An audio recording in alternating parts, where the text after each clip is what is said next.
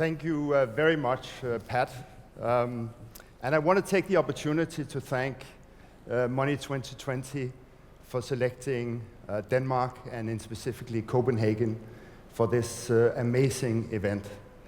It is now more than 1 year ago I met Pat and Anil and some of their colleagues, and they had great visions about hosting Money20 in Copenhagen. And looking around, we can see that I think their vision is to be lived by us in the next 4 days. I think that Copenhagen is a great place to choose. No doubt that we have one of the most digital societies in the world, and that also relates to the financial industry.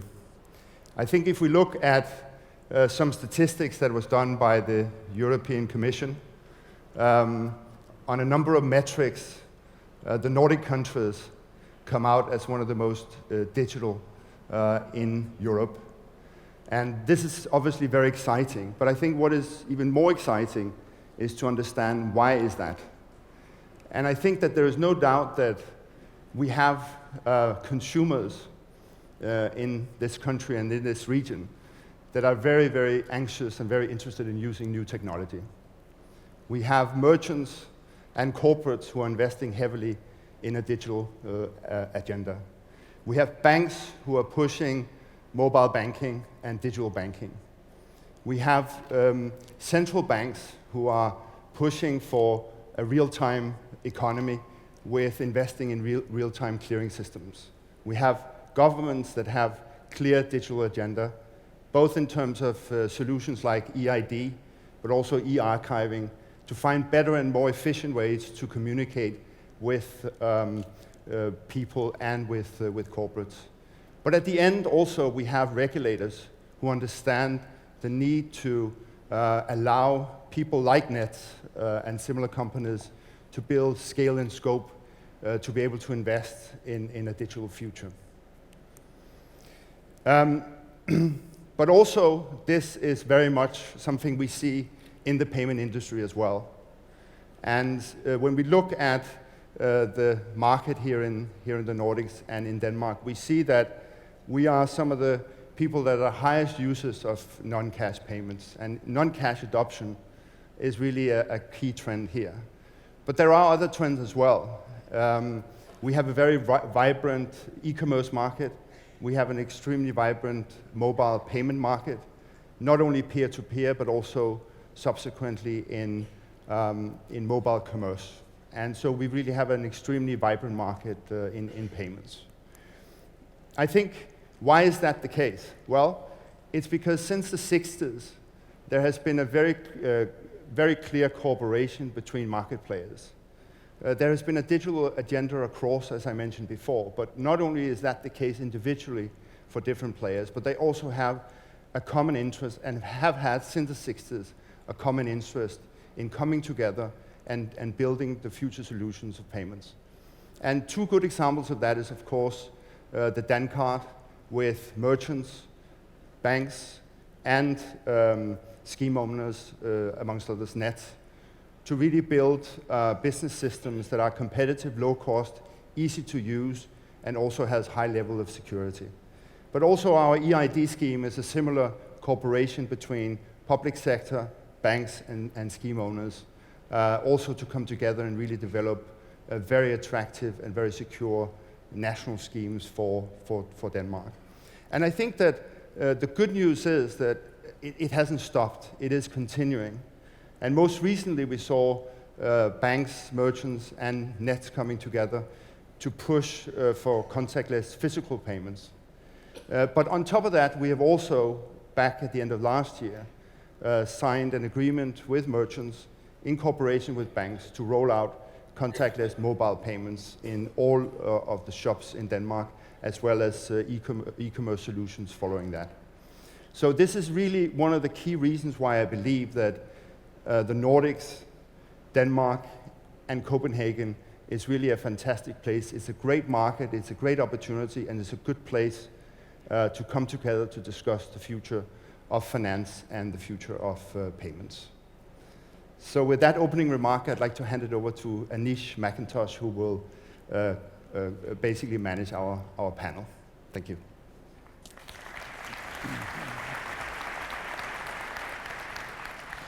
Thank you very much, Bo. That was very helpful.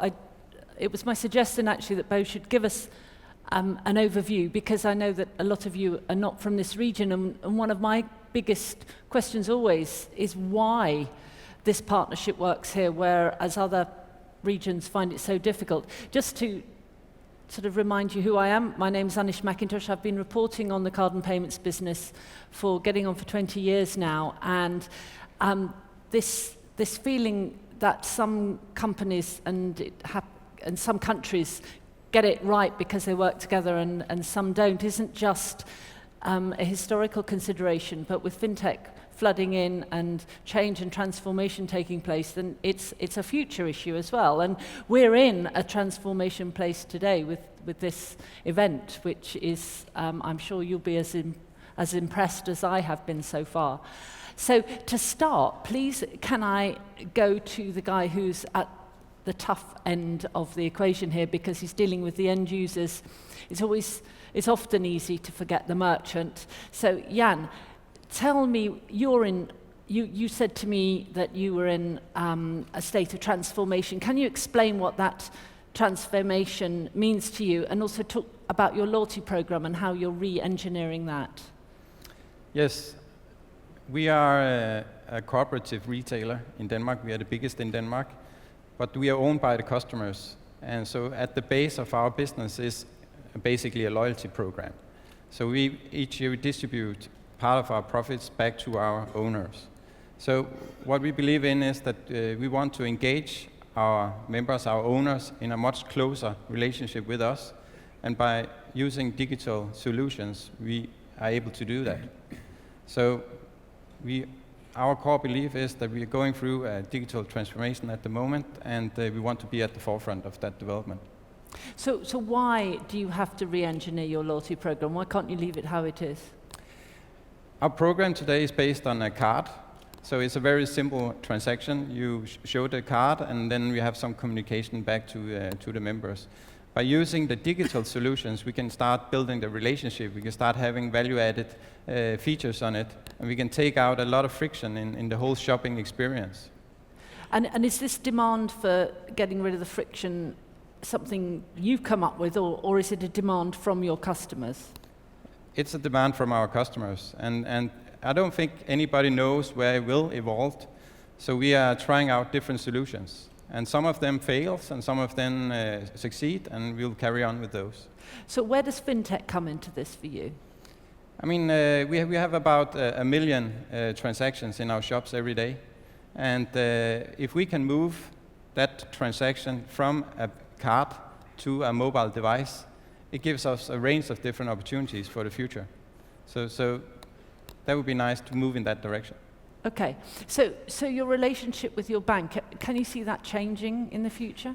I mean, we are a retailer, so basically we want the payment to be as swift and easy as possible. And we've been able in Denmark to have the Dankort solution, which everybody knows and everybody thinks is a safe solution. So if we can have the same feeling moving to the mobile device, I think that will be beneficial for us. Okay, so payments is a crucial part of the mix for you, you feel? Definitely. That's a key point in the shopping transaction where you can have the digital relationship created. Okay, so you've got demands from your customers, you're trying to meet those demands, you're using the technology, you're looking at all the solutions. So let's get to the bank now, Torsten, because you're at your own sort of tough end, really, aren't you? Because the banks are in a position where, I mean, you're one of the 10 biggest service providers in this region and probably the world. You're a big guy. Why change? You know, your bank's successful. You've got the business. You're in a position of power. Why should you change, and what's pushing you to change? Yeah, thank you. That was a nice introduction, of course. There are things we don't want to change, actually, and that's basically the core of what we try to do, is to maintain the focus of being a relationship bank. The key words are easy to deal with, relevant, and trusted. And that hopefully will not change a lot. However, to your point, as many other things are changing, the bank needs to change to actually be seen as exactly that, also looking 5-10 years ahead. I think we have seen one wave, and I think we see at least 2 waves ahead. The first wave was what I would call the immature retail banking-oriented wave, which is basically happening as we speak in our Nordic business. Retail customers are moving with a speed we have never seen before. They are moving transactions from the traditional branch bank to mobile. Mobile transactions are now 10-fold times what we have seen in the branches. It happened in a few years. Advisory sessions are more or less moving with the same speed away from branches and onto online facilities. So we are in the midst of a major change already, and just facilitating that with these kind of relationship criteria in mind are a major change. The next wave, I think, is the next couple of years, 5 years, and it will be, I think, pretty tactical, as many things will emerge. Long discussions on different type of standard solutions, etc. What will work, to Jens' point. The only thing we can do is, of course, to try to be somewhat more innovative and agile than incumbent banks would typically be seen as. It requires continuing the partnership model. We have just launched what we call Nordea Pay. It's a mobile wallet solution. We have launching it in Finland, allowing our customers to do in-store payments. We have 1.6 billion in-store payments a year for our customers. So of course, rolling this out to the other Nordic countries and adding more value-added services will allow us to maintain our core relationship with all our customers, including the merchants, by taking what we will more regard as a payment service provider position. But you can't do all this on your own, though, can you? So there are all these fintech companies. It's quite interesting. This is an incredible mix, this audience, between the traditional players and the new guys. You can tell the new guys because they're the ones wearing jeans, and the rest are wearing suits. But are you going to fight them, or are you going to absorb them, or are you going to partner with them? How are you dealing with fintech? But remember that, I think also to Bo's point, I mean, collaboration have been around for quite a long time. Banks have teamed up quite a lot in the Nordic. Remember still that we are a full-scale Nordic bank. The total market is 20 million bankable customers spread on 4 quite distinct different Nordic countries. So scale, of course, is a matter, and I think it has forced banks and other players into a more collaborative type of working. We have seen certain schemes arise with great success, not least in Denmark and partly in some of the other countries. I think we will see others materialize with the incumbent banks, either together or with other players. I think on the customer functionality side, we are keen to team up with the fintechs of the world, and we are very pleased with having this kind of event in the Nordic space now. We have a specific set up, accelerator programs, easy access API structures that allow all the fintechs to team up with us. We will still team up also with the bigger, you can say, non-financial players, because to my point, I think that we will always search for what will be the mainstream solutions a number of years from now.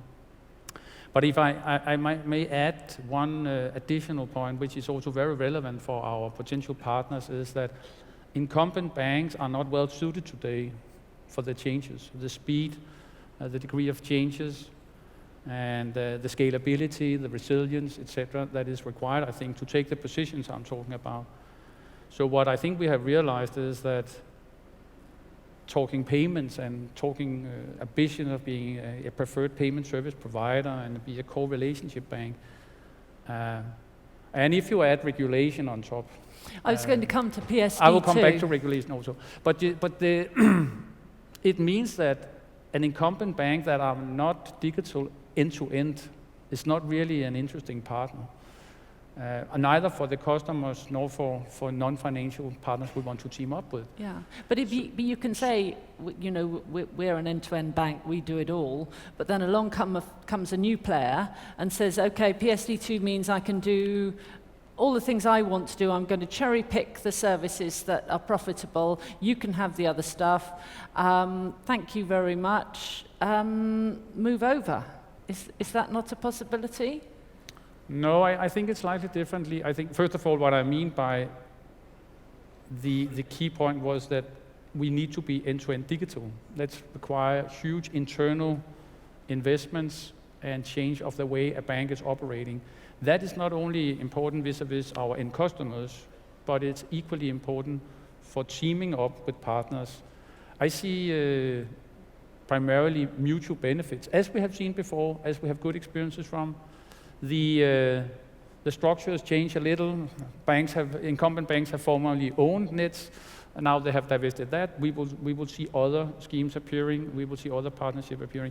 The interesting thing for partners with Nordea is, of course, that not only do we have strong distribution to half the bankable population in the Nordic, we are reliable and trustworthy, one of the few AA-rated banks left in Europe, so we are a trustworthy partner. We are not an agile partner today.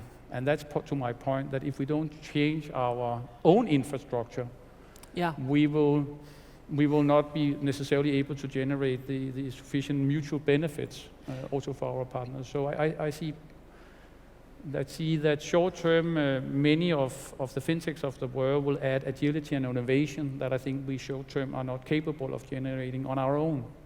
But we have the customers, we have a lot of learnings actually, because remembering many of our customers have moved fully digital. And what we have learned is that when they do that, they become more satisfied. What we also learn is that number of transactions, but even more importantly, number of touch points with our customers are exploding. So we are sitting on a fantastic asset called data that we are not very capable of short term to fully utilize. And we will be more than happy to invite others to help us take the full benefit of this asset. This is the Nordic Power Panel. You're stronger together, clearly. How does this partnership work for you and you, Jan, to an extent? Why is it important to stick together, really? And as a partnership, will you let new people into this partnership? I think we will be forced to letting new people in. I think our customers will demand new paying solutions and different value-added services. And I think our challenge is to have a system that is open enough to letting in new services, but at the same time is safe and effective and can be used in everyday situations in our shops. The strength of the partnership is that we have a safe, strong solution that with a huge adaptation rate by the Danish people. But in the future it will be challenged, and we have to be open to that challenge and take in the right features, but at the same time be sure that the efficiency works. Okay. Bo, you're the sort of the facilitator. You sit in the middle of all of this. You've got the merchants on the one hand, you've got banks on the other hand. You sort of deal with everything that's going on. Are your existing traditional players saying, don't you bring anyone in that's going to be a competitor to us, look after your loyal partners? I mean, is there a pressure point for you in who you let into this, I was going to call it a club, which sounds a bit rude, but into the partnership? And the challenge of PSD2, as Jans just pointed out, means you've got to let people in. Is there a chance this partnership will become less powerful, or do you think it'll add to its strength? Well, I mean, we fundamentally believe in the power of the network effect that really creates scale in everything that we do. This is beneficial for all players. We also believe in a strong ecosystem, but there's no doubt that other people will enter. And we believe that that is inevitable, and we are by no means trying to keep anyone out. We are welcoming all people who can add value into the frame. I do think, though, however, that for us, it is extremely important for us to be a very competitive player in what we do, and give you some examples that, of course, we are represented in the entire payment value chain, all the way out from the merchants to the schemes, through the banks with processing, clearing, EID solutions. So for us to really bring that whole platform to bear in the network is really key for us. But at the end of the day, when we ask our customers, whether it's the merchants or the banks, they believe that they need from us very clear stability in the systems. We have to have uptime of 99.999. We have to have a high level of security in the systems. We're dealing with people's money, people's information, people's identity. Security has to be at the high level. But we also need to stay relevant in technology terms. And of course, us launching the DAN card, which we own, the domestic debit card scheme, onto contactless and then contactless mobile is a must-win battle for us in order to stay relevant, both to the merchants and the banks. And the merchants, if you ask them, they don't want to have 6, 7 different contracts with suppliers. Yeah. They want one contract, and we believe we're one of the few players that can actually deliver that to them. What about data? Merchants have always been quite good at using data, and banks have always said they're going to do it soon. So when, or do you now have a system where the amount of transactional data that banks have always collected can be used for merchants?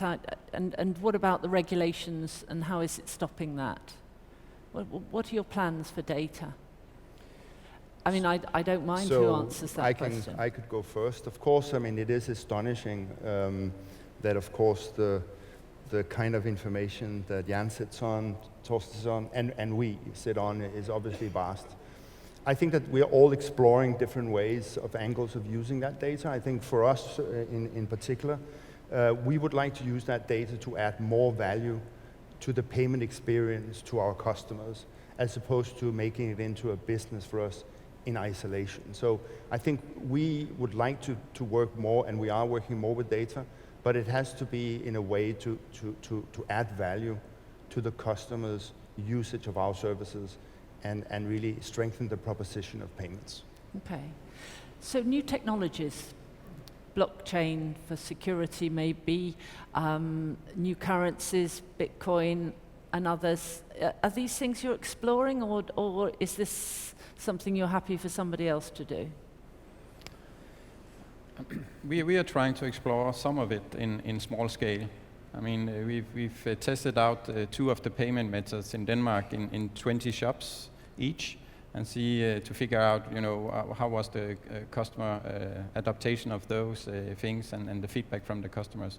So we will be trying out different solutions, but in small scale. We need to be sure that it is interesting before we actually move it up in our full system. So we've also, because we have this vision about digital transformation, we've set up a separate organization that are focusing on innovation and on digital solutions. And in that separate organization, we can be much more agile, we can be much more flexible, and the time to market will hopefully be much shorter. So that will be kind of an interface to these innovative ideas into our system. But it has to go through small-scale pilots before it's scaled up. Okay. What about you, Torsten, from a bank perspective? No, but I think we see the emergence of potentially further disruptive type of technologies, and blockchain not least being one of them, of course. I don't think we are on the forefront, but we have deliberately decided to participate in the R3 corporation, and it's very much to tap into the discussions going on there, because I think it has the characteristics of changing a big part of how we will settle our many transactions that are relatively costly today. So there's no doubt there's potential big opportunities. I think they are belonging to the wave of changes that will We will see pilots, but more fundamentally, I think it's some years ahead, not necessarily many, but some years ahead. So we need to follow it closely. And we basically also for that reason, we proactively invite a number of fintech players. We also participate in the Swift Innovative Project very actively.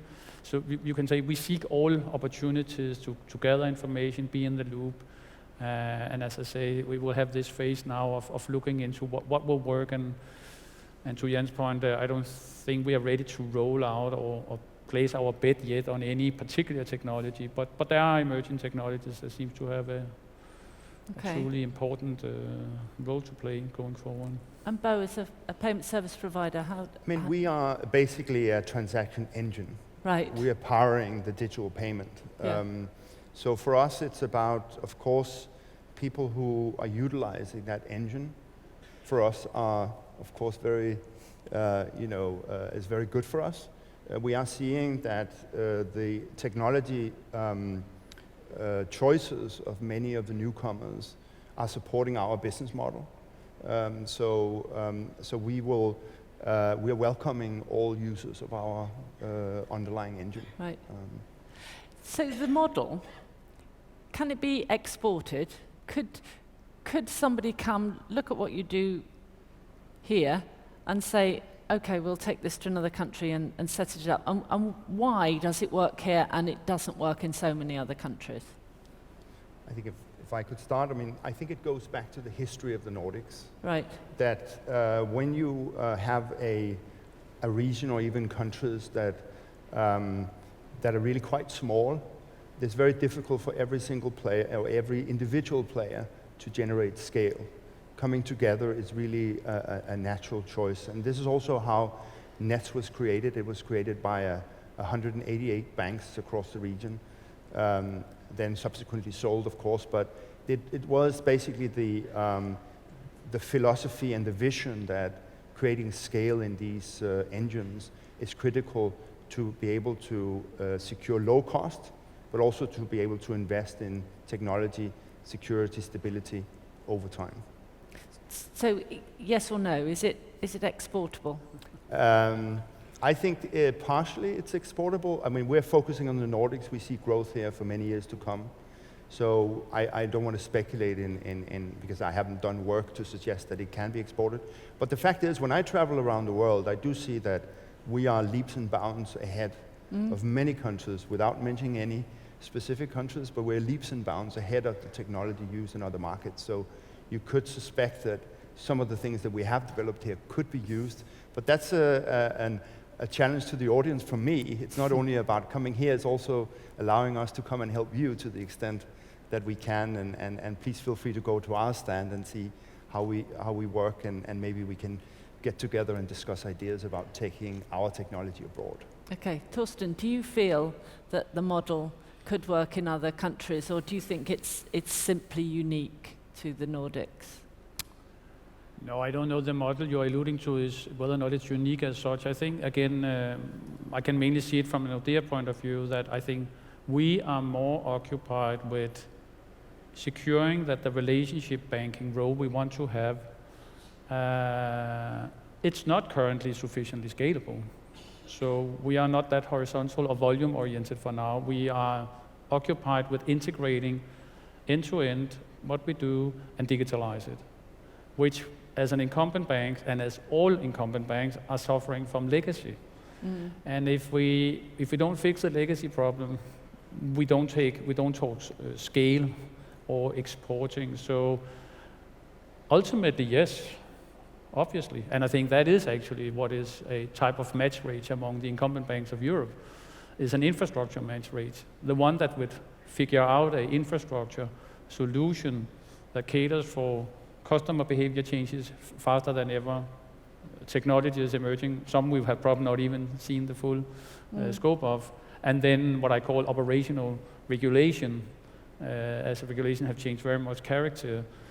The good thing about all of these forces is that the answer to them is the same.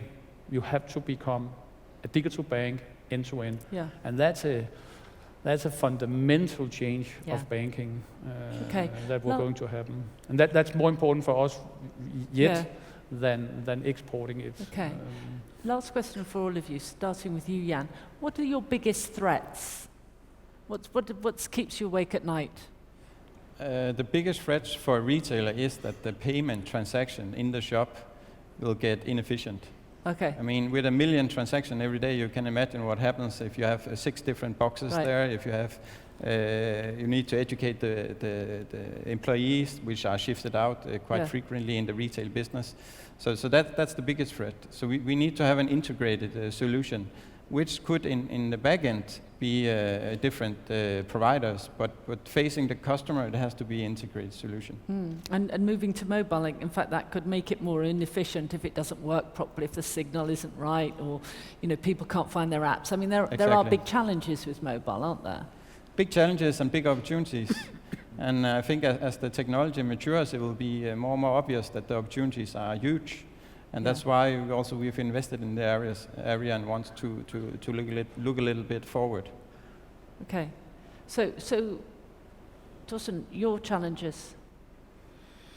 Well, listing the challenges that incumbent banks are exposed to is a very long story, but which is very much, I think we have already demonstrated that we are adapting to the customer behavior changes, because that's the core of what we should do, of course.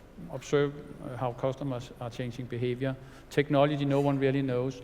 I think the area where we will hopefully soon see some maturing is on regulation. Now, it's a fascinating topic. You can speak for long about regulating banks. I think we have passed the point where capital and liquidity regulation was easy to implement. The type of regulation is ongoing now, and I think will peak around 18. That's what I call operational regulation. It basically, in very granular way, instruct the bank in how to operate. Not least within the transaction space, I would say, where we are burdened by many, many different type of very specific regulations. And you can say this offers both opportunities and challenges, of course. Yes. The challenge is it's not that easy to fix with the current legacy. The opportunity is, first of all, that asking for a banking license, the threshold of doing that and running a big-scale, multi-jurisdiction bank has becoming significantly higher. And that's what I mean before, that the only way of addressing it is to fundamentally change how the bank is operating, which is partly technology-driven. We are investing more than 300 million euro more a year than we would normally do for the next 3 to 4 years to address this. But we are also changing the way we work. I mean, culture, operating model, etc. Because we're not built for the future yet. So many, many challenges, because this is, of course, a huge transformational journey. At the end of it, we hopefully have a more agile, more resilient, and more scalable bank. And we can adapt to whatever customer needs are emerging, and we can absorb the benefits of new technology, which is not fully the case today. Okay, Bo, you can have the last word of Absolutely, the Nordic and Power for us, Panel. it's obviously about helping our customers to win, whether or not it's merchants or banks. I mean, for merchants, clearly setting the agenda for the next payment superhighway, which is the mobile phone. We don't need 7 boxes, we need 1 box. We will have 1 box. And setting that agenda and pushing it out and helping banks to win. Clearly, if regulation changes the game for our customers, it will also change the game for us.